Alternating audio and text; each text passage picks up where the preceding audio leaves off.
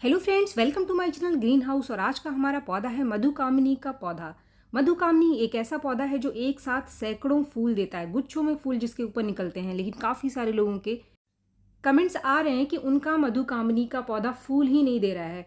पूरा season almost निकल चुका है और पौधे ने एक बार भी फ्लावरिंग नहीं करी है। तो ऐसा क्यों होता है? काफ़ी सारे लोग क्या करते हैं कि सिर्फ खाद देख लेते हैं, किसी भी वीडियो का वो सिर्फ खाद देखते हैं और वीडियो बाकी स्किप कर देते हैं। लेकिन अगर आपके पौधे के अंदर कोई समस्या आ रही है तो उसका कारण होता है। उसका कारण जाने बिना अगर आप समस्या को ठीक करने की कोशिश करोगे तो पूरी तरीके से आप उसको ठीक नहीं कर पाओगे। काफ़ी सारे लोगों का कहना है कि हमारा पौधा ग्रोथ बहुत ही बढ़िया कर रहा है लेकिन उसके अंदर फ्लावरिंग नहीं आ रही है। तो ऐसा क्यों होता है कि पौधे की ग्रोथ तो अच्छी है लेकिन पौधा फूल नहीं दे रहा है? इसके पीछे क्या वजह हो सकती है? सबसे पहले आपको उस वजह का पता करना है, तभी आपका पौधा पूरी तरीके से ग्रोथ भी करेगा और फ्लावरिंग भी करेगा। तो फ्रेंड्स, वीडियो अगर आपको पसंद आए तो एक लाइक ज़रूर करें और मेरे चैनल को आपने अब तक सब्सक्राइब नहीं किया है तो मेरे चैनल को सब्सक्राइब करना भी ना भूलें। अगर वीडियो आपको पसंद आता है इसको शेयर भी ज़रूर करें। घंटी की आकृति का जो बेल आइकन है, जो नोटिफिकेशन है, उसको आप ऑन करके रखें ताकि जितने भी वीडियो मैं आपके साथ शेयर करती हूँ वो सभी आप तक पहुँच जाए। तो फ्रेंड्स, सबसे पहला पॉइंट, अगर आपका पौधा फूल नहीं दे रहा है तो सबसे पहली जो समस्या है वो है आपके पौधे की मिट्टी के अंदर। मधुकामनी एक ऐसा पौधा है जिसको अच्छी ग्रोथ के लिए अच्छी कंपोस्ट की ज़रूरत होती है। जब भी आप मधुकामनी का पौधा लगाते हैं तो इसमें अच्छी मात्रा में कंपोस्ट मिट्टी के साथ ज़रूर मिलाएं। जितनी अच्छी कंपोस्ट रहेगी पौधा आपका उतनी बढ़िया ग्रोथ करेगा, उतनी ज़्यादा नई नई ब्रांचेस निकालेगा और उतनी ही ज़्यादा फ्लावरिंग आपके पौधे में आएगी। क्योंकि जितनी ज़्यादा ग्रोथ पौधा लेता है उतनी ही ज़्यादा ये फ्लावरिंग भी करता है। कुछ ही दिन में ये बहुत ज़्यादा घना हो जाता है, बहुत ही आसानी से ग्रो होने वाला पौधा है। अब यहाँ पर लोग कहते हैं कि हमने हमारे पौधे के अंदर बहुत अच्छी मात्रा में कंपोस्ट दिया था, फिर भी ना तो हमारा पौधा ग्रोथ कर रहा है और ना ही फ्लावरिंग कर रहा है। तो समय समय पर आप अपने पौधे की मिट्टी की गुड़ाई ज़रूर करते रहें। इसको आपको जमने नहीं देना। जैसे कि ये पौधा मैं आपको दिखा रही हूँ, इसके ऊपर आज मैं पूरा काम करके आपको दिखाने वाली हूँ। इसमें मैं क्या क्या काम करूँगी, इसके साथ ही कौन सा खाद पानी मैं इसको देने वाली हूँ, वो सारी जानकारी आज के इस वीडियो में मैं आपको दूंगी। ये जो मेरा पौधा है ये फ्लावरिंग बढ़िया कर रहा है लेकिन इसकी गुड़ाई किए हुए मुझे तकरीबन 15 दिन हो चुके हैं और 15 से 20 दिन पहले ही मैंने इसको खाद दिया था, जो कि ये फ्लावरिंग करना स्टार्ट कर चुका है। अब फिर से इसको एक बार खाद देने का टाइम है। अब यहाँ पर आप में से कोई है जिसको लगता है कि हमारा पौधा ग्रोथ नहीं कर रहा है, नई ब्रांच नहीं निकाल रहा है, तो फिर गुड़ाई करने के बाद आप इसके अंदर थोड़ा सा कंपोस्ट ज़रूर मिला दो। वर्मी कंपोस्ट आजकल हर नर्सरी में बहुत ही आसानी से आपको मिल जाएगा। ऑनलाइन भी आप इसको परचेज कर सकते हो, बहुत ही सस्ता है। 20 रुपये किलो का वर्मी कंपोस्ट हमें बहुत ही आसानी से मिल जाता है नर्सरी से। तो 4-5 मुट्ठी आप 2 महीने पर 3 महीने पर एक बार अपने पौधे को ज़रूर दे दो। मधुकामनी एक सीजनल प्लांट है तो इस समय इसको सबसे ज़्यादा न्यूट्रिशन की ज़रूरत होती है। गर्मियों में ही ये सबसे बढ़िया फ्लावरिंग करता है। तो कंपोस्ट की मात्रा अच्छी बनाकर अगर आप रखोगे तो ये ज़्यादा नई ब्रांचेस को निकालेगा। अगर आपके पास कंपोस्ट नहीं है तो इसकी जगह आप सूखी चाय की पत्ती का इस्तेमाल इसके अंदर कर सकते हैं। 4-5 चम्मच सूखी चाय की पत्ती, यानी जो उबली हुई चाय है उसको धोकर सुखाकर कम से कम 5 चम्मच आप 15 दिन में एक बार अगर दे दोगे तो पौधा बहुत ही बढ़िया ग्रोथ करता है। इसके बाद दूसरा पॉइंट, अगर आपको मधुकामनी के ऊपर ज़्यादा से ज़्यादा नई ब्रांचेज चाहिए तो समय समय पर आप इसकी प्रूनिंग ज़रूर करते रहें। अगर आपका पौधा फ्लावरिंग कर रहा है तो जैसे ही फ्लावरिंग करके ये सूखता है उसके टिप को आप ज़रूर काट दो। टिप को काटने से ये लगभग 2 से 3 ब्रांचेस उस जगह से निकालेगा और आपका पौधा तेजी से घना होगा। जितनी ज़्यादा नई ब्रांचेस उतनी ज़्यादा कलियां और फूल आपके पौधे पर आपको मिलेंगे। इसके बाद तीसरा पॉइंट, काफ़ी सारे लोग कहते हैं कि हमारे पौधे के अंदर बहुत ही बढ़िया ग्रोथ आ रही है, पौधा ग्रोथ तो कर रहा है लेकिन फूल नहीं दे रहा है। फ्रेंड्स, ये जो तीसरा पॉइंट है कि पौधा ग्रोथ तो कर रहा है लेकिन फूल नहीं दे रहा है, इस पॉइंट को बहुत ध्यान से समझने की ज़रूरत है। अगर आप इस पॉइंट को समझ लेंगे तो आपका पौधा कुछ ही दिन में फूलों से भर जाएगा। अगर आपका पौधा ग्रोथ अच्छी कर रहा है लेकिन फ्लावरिंग नहीं कर रहा है, कलियां नहीं बना रहा है, तो इसके पीछे 2 कारण है। सबसे पहला कारण, तो पौधा आपकी कलियां बनाता तो है लेकिन वो जो कलियां हैं वो बड़ी नहीं हो पाती, सूख जाती हैं। आप इस चीज़ को कभी ध्यान से देखना कि आपके पौधे में छोटी छोटी सी बहुत ही माइन्यूट सी कलियां बनी हुई रहती हैं, लेकिन ये जो कलियां हैं वो बड़ी नहीं होती हैं और कुछ ही दिन बाद ये सूख जाती हैं। तो ये जो सूख जाती हैं कलियां, इसके पीछे क्या कारण?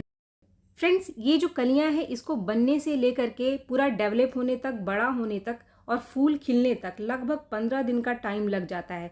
जैसे ये वाली कंडीशन आप देख रहे हैं, ये पहली कंडीशन है जब पौधा कलियां बनाना शुरू करता है। इसके बाद ये थोड़ा थोड़ा बड़ा होता है और ये वाली जो कंडीशन आप देख रहे हैं ये दूसरी और ये लास्ट तीसरी कंडीशन। इसके बाद ही जो कलियां हैं वो खिलती हैं, फूल बनाती हैं। अब ये जो तीनों स्टेज है, इससे जो मधुकामनी का पौधा है वो गुजरता है। कभी कभी क्या होता है कि ये पूरे स्टेज तक पहुंच ही नहीं पाता और समय से पहले ही सूख करके गिर जाता है।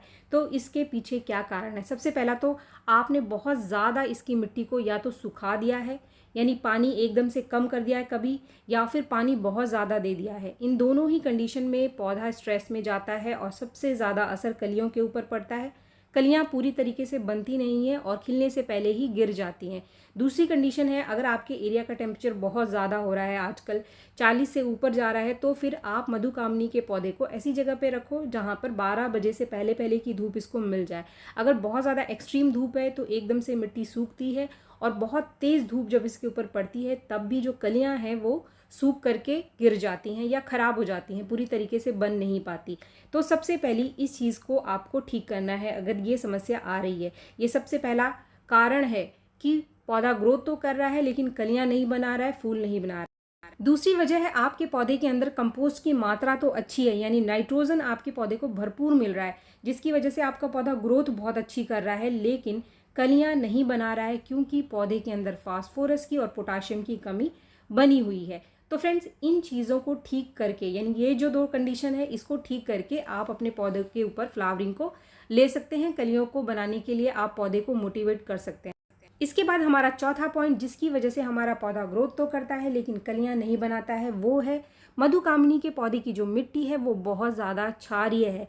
आपके पौधे की मिट्टी एसिडिक होनी चाहिए। मधुकामनी एक ऐसा पौधा है जिसको एसिडिक मिट्टी पसंद है। अगर इसकी मिट्टी बहुत ज़्यादा क्षारीय हो जाती है तो ऐसी कंडीशन में भी आप चाहे कितना भी खाद इसको देते रहो, ये कलियां या फिर फूल नहीं बनाएगा।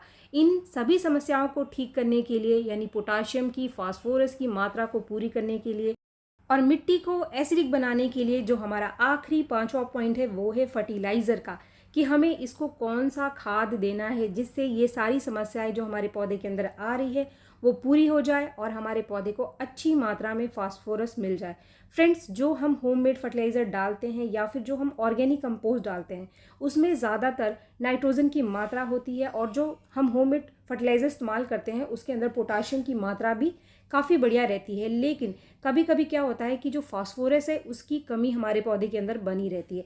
तो आगे का जो फर्टिलाइज़र मैं आपको बता रही हूँ, इससे हमारे पौधे को फास्फोरस अच्छी मात्रा में मिलेगी, नाइट्रोजन भी मिल जाएगी और पोटाशियम भी मिलेगी, साथ में मिट्टी भी आपके पौधे की एसिडिक हो जाएगी, और आपका जो पौधा कभी भी फूल नहीं दे रहा था वो भी बहुत सारी कलियां और फूलों से भर जाएगा।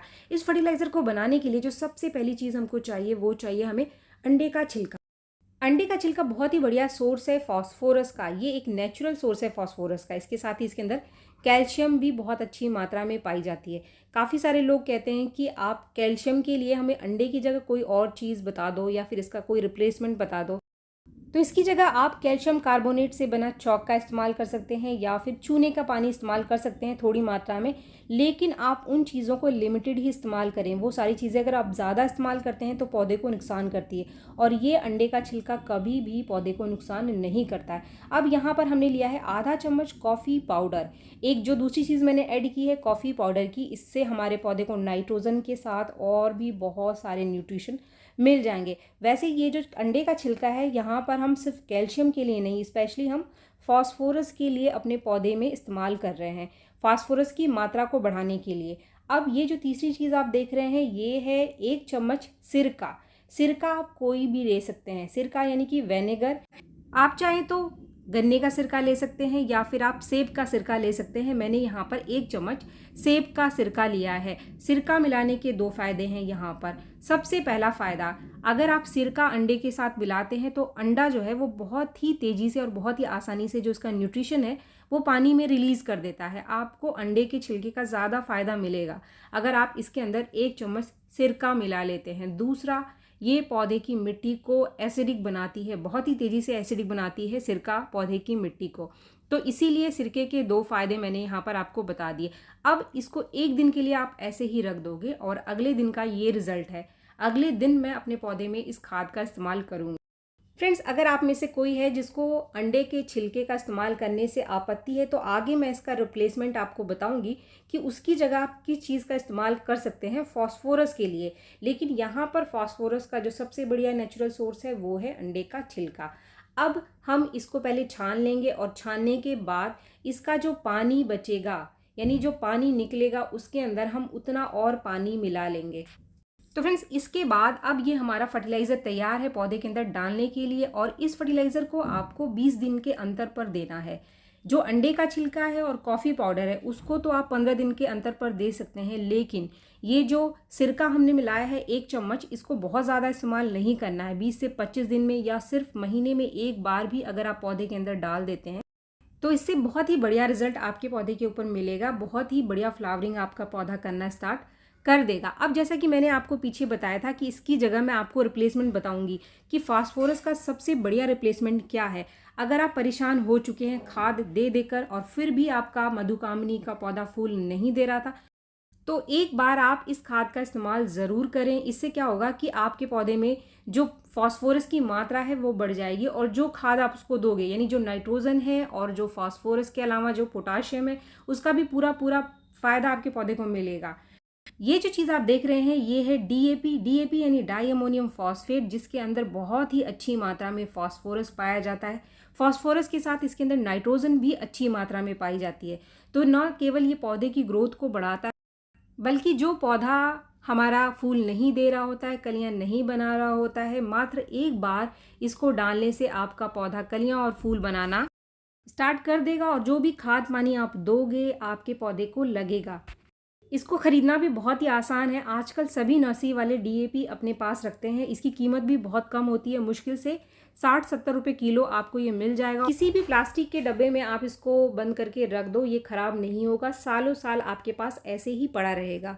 तो इस तरीके से हमारे पौधे को अगर सारी चीज़ें बैलेंस मिलती रहेंगी यानी फास्फोरस भी मिल रहा है, नाइट्रोजन भी मिल रहा है और पोटाशियम भी मिल रहा है, तो आपका पौधा कभी भी ऐसा नहीं हो सकता कि फ्लावरिंग ना करे। इसका इस्तेमाल आपको बहुत ज़्यादा नहीं करना है। महीने में सिर्फ 10-12 ग्रेन्यूल्स यानी जो दाने हैं इसके आप डाल दो, वो काफ़ी है। इससे ज़्यादा आपको इसको देने की ज़रूरत नहीं है। इसके साथ ही आप जो बाकी फर्टिलाइज़र है उसको भी दे सकते हैं 15 दिन पर, 20 दिन के अंतर पर। इस तरीके से आप अपने पौधे की फ्लावरिंग को बढ़ा सकते हैं। उम्मीद है वीडियो आपको पसंद आया होगा। आज के बाद आप कभी भी नहीं बोलोगे कि हमारा मधुकामिनी का पौधा फूल नहीं दे रहा है। वीडियो अगर आपको पसंद आए तो एक लाइक ज़रूर करें और मेरे चैनल को आपने अब तक सब्सक्राइब नहीं किया है तो मेरे चैनल को सब्सक्राइब भी ज़रूर कर लें। मिलते हैं मेरे नेक्स्ट वीडियो में, तब तक के लिए थैंक यू।